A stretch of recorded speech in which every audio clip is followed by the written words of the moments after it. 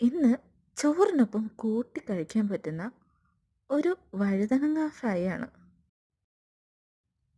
Fish fry കഴിഞ്ഞാൽ എനിക്ക് ഏറ്റവും ഇഷ്ടപ്പെട്ട ഫ്രൈ ആണ് ഈ വഴുതനങ്ങ ഫ്രൈ.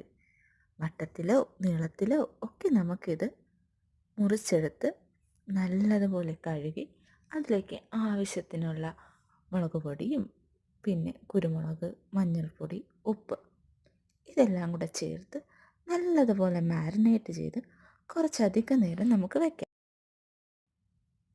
കുറച്ച് എണ്ണ ഒഴിച്ച് നല്ലതുപോലെ നമുക്ക് വറുത്തെടുക്കാം. തിരിച്ചും മറിച്ചും ഇട്ട് മൊരിയിച്ചെടുക്കാം. പിന്നെ എന്താ, നല്ല തുമ്പപ്പൂ ചോറും ഈ വഴുതനങ്ങ ഫ്രൈയും മാത്രം മതി. കൂട്ടിക്കുഴച്ചങ്ങ് കഴിക്കാം. നല്ല രുചിയുള്ള വഴുതനങ്ങ ഫ്രൈ ആണിത്.